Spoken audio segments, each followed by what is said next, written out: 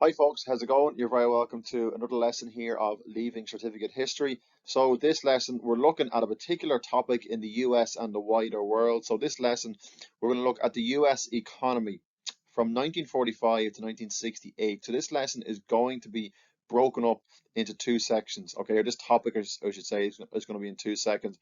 We're going to look at how the US economy was booming between kind of the end of the Second World War and 1968. And then in the second part, we're going to look at the decline in the US economy from 1968 to the early 1990s. So, America experienced what we call a post-war boom. So, you think America in the Second World War, America was not directly attacked by any nation, okay, bar Pearl Harbor. So that meant that America did not have to spend billions on, rebuilding infrastructure, damaged buildings, etc. They weren't really touched by the war. America also produced a lot of weapons, not only for themselves, but for other allied nations during the war. Okay, so a lot of American companies became very, very wealthy because of this. And, these weapons that they were giving to, say, the British and the Soviet Union, they were not for free. I think, in fact, Britain only finished off paying back their World War II debt to America maybe 8 or 9 years ago. They're paying it back off for decades. So America did very well during the war. Okay, so after World War II, the USA was the greatest military and economic power on the planet, one of two superpowers. So think about it. We had the USA, and then over the far side in Eastern Europe, we have the USSR. By 1950, the US they had just 7% of the world's population, yet they produced 50% of the world's manufactured goods, and they created about 40% of the world's income. So they were a huge economic power. So America became what was called an affluent society. So this word affluence just means like wealth, basically. Okay. So by the mid 1960s, America was a very wealthy society. There was many American citizens who owned their own homes, and there was a high amount of consumer goods. So when I say consumer goods, it's like nice things to own: cars, household appliances, a new oven, a new toaster, a television, a radio. Okay, so America was a very affluent society, and America became well educated. So we're going to look later on in this lesson how there was lots of public investment in education. So, very, very typical, I suppose, seen in a suburban American household, a well kitted out fridge, and it just, again, a sign of affluence, okay? Household items that a lot of other people or countries maybe didn't have. So what were the reasons for this economic boom? Well, the first one we kind of mentioned was the influence of World War II. We're going to look at that in more detail. We're going to look at how public investment. So that means stuff that the government invested in. Okay, stuff the government used public taxes to invest in. Some of these include the GI Bill, education, and the Interstate Highway Act. And we're also going to look at the baby boom and the growth of suburban America. Okay, so the baby boom, basically after the Second World War, you had millions of US servicemen returning from the war.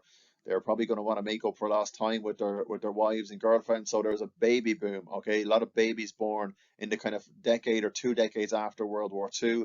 More babies means that there's going to be more, a need for more things, more schools, more cars, more homes, etc. And again, this fed into the growth of the boom in America, and it led to the growth of suburban America. So a lot of you think of America now, you kind of think, God, a lot of suburban neighborhoods and stuff.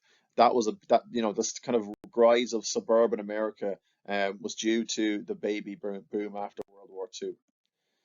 So the influence of World War II, we've kind of touched on this a little bit, but during World War II, American industries expanded to meet the demands of the war. So America already had loads of industries, General Motors, Ford Motor Company, a lot of really recognizable brands, General Electric, okay?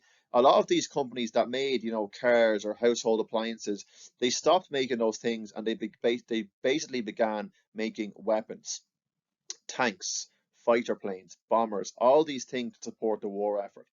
Okay, and this led to a huge increase in the demand for iron, steel, coal, and oil. Okay, and iron, steel, coal, and oil, these are things that America could produce themselves. These things were in America. So again, it was just a continuous cycle. We need more weapons. We'll have to get more oil and coal. We have this already. So it was, they're making loads of money through this. Okay, so America, not so much now. So now America will get a lot of its oil from the Middle East, but back in the Second World War, a lot of coal and oil, most American coal and oil, they produced it themselves. Okay, this in turn created a serious amount of employment and it brought millions of women into the workforce. So you might recall the very first slide on this lesson, there was a woman working in a factory. So millions of women went to work in these factories making bullets, shells, tanks, because their husbands and the men were off fighting. So this meant that there was actually quite a high employment rate in America, despite the fact that it was during the war. Family earnings increased. Now, family earnings increased because people were working. Now, the only thing is, what do we know about the industries in World War II? The industries expanded to meet the demands of the war. So that meant, General Electric were not producing near as many ovens and household appliances. They are producing, weapons, okay? Ford were spending more time producing planes and stuff. So this meant that people there wasn't as much, I suppose, products, consumer items we call them, cars, televisions. There wasn't many of them in the shops anymore. So people didn't buy them because these companies were not making televisions, they're making weapons. Okay, so what did this mean? It meant that American people were saving a lot of money. So by 1945, Americans had $140 billion in private savings. Like that would be a lot more now. That's obviously going by 1945 dollars. So $140 billion in private savings because they had spent 6 years during the war working and not spending their money. So this is an example. This is actually a Ford factory that did make cars. It's now churning out bombers. Okay, and these I think they could churn out one bomber every hour. So a huge shift in production. Okay, bombers for the U.S. military. So William Knudsen, I can't really pronounce his name. So he was the president of General Motors, and one thing he said is, "Gentlemen, we must outbuild Hitler." Okay, and he was right. A lot of war, these major conflicts, a lot of them they're logistics. A lot of the time they are, I suppose, who can produce more, who's the bigger industrial capacity to produce more tanks, bombers, artillery pieces. That's usually who kind of ends up winning a lot of wars. So after the war, then.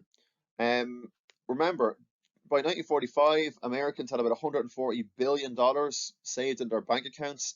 They just put the head down and worked flat out for 5, 6 years. They had lots of money saved up. So after the war, these savings were spent on consumer goods. Again, consumer goods, a nice car, a nice television, a nice fridge for your home, a vacuum cleaner, okay, consumer goods. So this led to an increased consumer production and it led to more employment because all these companies, General Motors, Ford, General Electric, that were making military hardware didn't need to do so much anymore. But what they could make is they could make more and more consumer goods. So they actually grew, and there was a more employment. And again, think about it. What's going to happen now?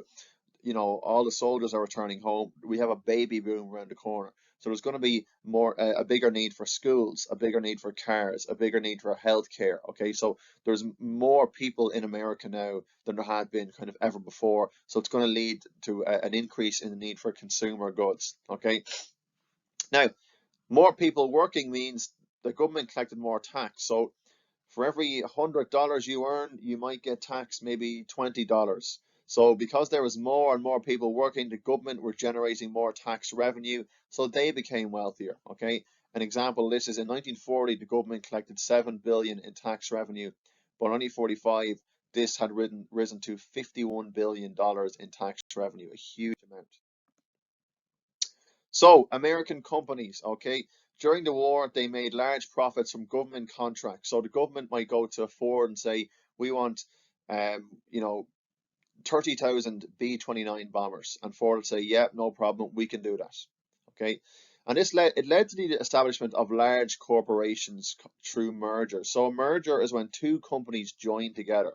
For example, General Motors in America they would be there. If you look at General Motors, there's a number of companies within General Motors that merge together, join together, and it basically, it's like because they're so there's a few big companies joining together. They're very, very strong economically. They're very strong, and as a result, you had a small number of large corporations that did everything in America. So by 1945, 75% of all manufacturing industry was controlled by 100 corporations. They almost have like a monopoly of the total control over industry. Because of their size and wealth, these companies were able to stay ahead of competitors. So smaller companies lost out because these big mergers, these big manufacturing corporations were so big and powerful. Okay, so smaller American companies couldn't really compete with them.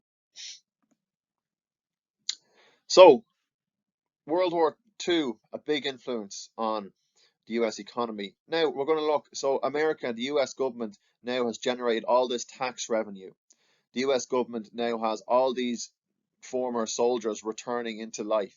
Okay, so they're going to need to invest, make public investment to cater for the needs of this. Okay, so the government had spent mainly on defense and military. Okay, so between 1945 and 1970, 60% of all government spending went on military spending because America was involved in conflicts. If you think of the Cold War was happening at this time, you have the Cuban Missile Crisis, you have the Korean War, the Vietnam War, all which America were involved in. So they were spending money on military spending. Okay, um, this was called the military industrial complex. Okay, and what this did is it created a boom in the economy and it increased employment. So even after World War II, the arms manufacturing still was quite big and it became known as the military industrial complex. Okay? Basically, it was a group of military companies, Boeing, Lockheed Martin, etc. And these were producing large amounts of weapons for not only the US military, but its allies as well.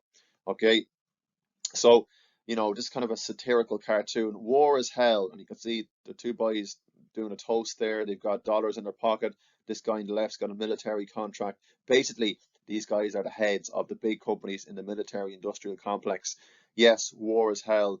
People die. Not for these guys. These guys make a lot of money in war. Okay, they profit. They profit quite a lot out of producing weapons. So, public investment, there's public investment in the military. There's also public investment in other things like education, for example.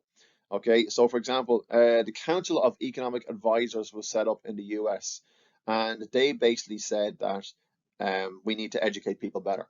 Okay, we need people educated to go into business. And one of the acts they brought in to help this was the GI Bill of Rights. Okay, so the GI Bill of Rights was a special bill brought in to help support US soldiers returning from war. Okay, they were given basically special grants and I suppose loans, and these would help them to buy their own homes, start businesses, and to get educated. Okay, so a lot of these guys might have been drafted into the army when they were 17 or 18. Like they had no real skill apart from being soldiers. So when they came back to peacetime America, they wanted to, they probably had a traumatic time in World War II. They wanted to go and work. So the idea is they could kind of assimilate back into American society, buy a house, start a business, get educated. Okay. By 1956, over 8 million veterans had gone to further education. So the GI Bill of Rights was a very successful program in this way. Now, 8 million new students going back to education. What does this mean? Well, you're going to need a place to teach these guys and these girls. So the construction industry benefited hugely. Why? Because they were given contracts to build new schools and colleges. Okay, so again, it's like a constant cycle, constant cycle. Money just constantly cycling, circulating throughout the American economy. So, education, the bill of the GI Bill of Rights. What else was needed? Well, I mean, infrastructure was very important. Okay, so millions upon millions of veterans returning to America. Okay, these are, we need new homes, roads, etc. We know that there's going to be a boom, lots of people buying consumer goods like brand new cars. Where are they going to drive these cars? So they need infrastructure. So in 1956, the Highway Act was brought in. Sometimes this is known as the Interstate Act. And what did this do? It built 41,000 miles of interstate highways. Okay, and the total cost of this was $30 billion, and 90% of the funding was provided by the federal government. So Again, have a think about this. 41,000 miles of interstate highways. That's going to be great for the construction industry. It's also going to be great for the car manufacturing industry as well. Okay. So again, another thing they built, so as well as the Interstate Act, is America teamed up with Canada and they built the Great Lakes, St. Lawrence Seaway. So these are special canals which connected the Great Lakes to the Atlantic Ocean. So when I say the Great Lakes, I'm going to show you on a map now. I mean like the kind of lakes, the internal lakes in America and Canada that are massive and they connect many states, like Lake Michigan, for example. These had previously had no access to the Atlantic, but by building a canal to the Atlantic, it meant that these kind of internal states, the landlocked states in America and Canada, could now trade with Europe easier. Again, what did the Highway Act and the Great Lakes St. Lawrence Seaway? They are a massive boost for the construction industry, huge boost. And again, it benefited the transportation of goods as well. Okay, so this is the Great Lakes Seaway here. Okay, so you've got these lakes, Lake Michigan, Lake Huron, Lake Erie, Lake Ontario. So the red line is basically the route you can take. Okay, and the canal goes all the way up here into Quebec and eventually into the Atlantic Ocean. So the idea is that European ships that are trading with maybe these states can come all the way in here. This is very, very important for Michigan, because in Michigan you had the city of Detroit. Detroit was like the home of car manufacturing in the USA. So this meant that Detroit could send their cars via boat all the way up through the Great Lakes Seaway canals and into the Atlantic and down towards Europe. So the gross domestic product, okay, so we're just going to look at an example of this. So gross domestic product is basically how much money a country is making. So in 1950, America was generating 355 billion. So that's true, like stuff America was making, tax revenue, etc. By 1960, this had grown to 488 billion. And they were investing at a rate of 40 billion per year. So $40 billion of this was going back into the American economy to, again, build more factories, build more highways, build more canals, okay, build more schools. Again, the idea is some of this money would be put back into America to and just recirculate. The gross national product, okay, and again, this is like the same, but as a percentage, grew steadily, 7%, 8%, 9%, from 1964 to 66. Now, unfortunately, America was still far from perfect. About 40 million Americans lived in relative poverty. Now, have a think. What you know, if you've studied kind of racial conflict in America, you'll know most likely the largest proportion of these 40 million Americans were probably African Americans who lived in the South, in the places like Montgomery in Alabama, Birmingham, Alabama. The average African American wage there was only half that what it was for a white American. Okay, so America still had a lot of problems despite their economic success. So, what other factors helped contribute to American, I suppose, economic boom? Well, America had large deposits of oil. Like, and you're just lucky with this. Some countries have oil, some don't. America did have oil. Okay, so this meant they could produce a lot of their own oil. Up until quite recently, America would have been like, petrol and diesel were very cheap in America. Now, in the last kind of few months and year, it's gone up quite a bit more, but America always had lots of oil, and oil was very cheap for American people. So again, it was a cheap form of energy. America, because of oil, they made lots of advances in science and technology. Things like the space race, the arms race. The technology in the space race and the arms race was stuff that could be used domestically as well. It could be used in a domestic setting too. And again, there was a huge increase. So advances in science and technology and large deposits of oil meant that industries became more kind of automated, and it meant that output increased by 35% between 1940 and 1970 because a lot of things were driven by technology and oil. Okay, and these are better than doing everything by hand. So the final thing we're going to look at in relation to the American economy is the baby boom. Okay, so the baby boom. What's a baby boom? Well, as that's the name suggests, the baby boom is when there's a large number of babies born in a short space of time. Okay, so in 1946 there was nearly 4 million babies born. The birth rate steadily increased until the end of the 1950s. And this is a mad statistic here. By 1958, 1/3 of the US population were under 15 years of age. So 1/3 of the US population were like hadn't even done their junior cert yet. So a huge amount of young people in America. Now again, all such a massive influx of new people, means that you're going to need more things, more goods, more items, more services, education, healthcare, clothes, food, toys. Okay, all these things, and again, this is good for the economy. The economy it's going to have to produce these things, and it will just result in the constant circulation of money. A rampant consumer society fueled the economic boom. So, you had millions of babies being born, and they were being born into a consumer society, a society where, remember, Americans had, billions upon billions saved up, okay? And this is money that they wanted to spend, all right? So again, this would contribute to the economic boom. So more babies, people had lots of money, they wanted to spend the money, okay?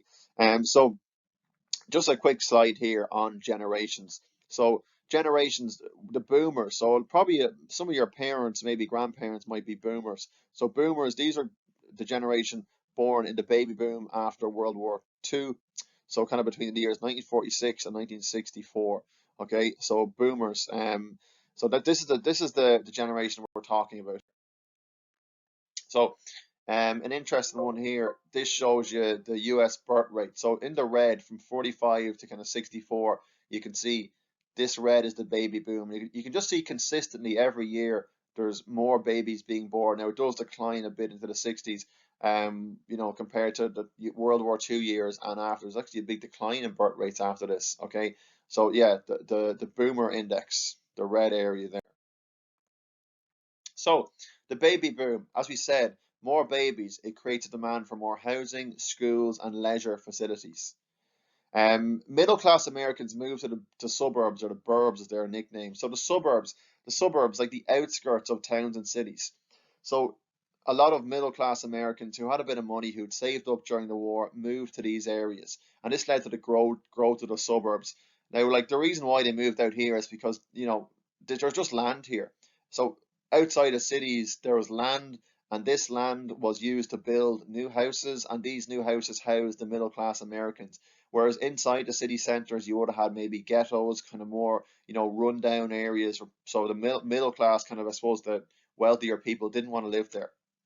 By 1960, then 25% of Americans lived in suburbs. A lot of these homes in the suburbs, on this land on the outskirts of cities, a lot of these homes were built, just after World War II to house the, soldiers coming home, to house the babies that were going to be born.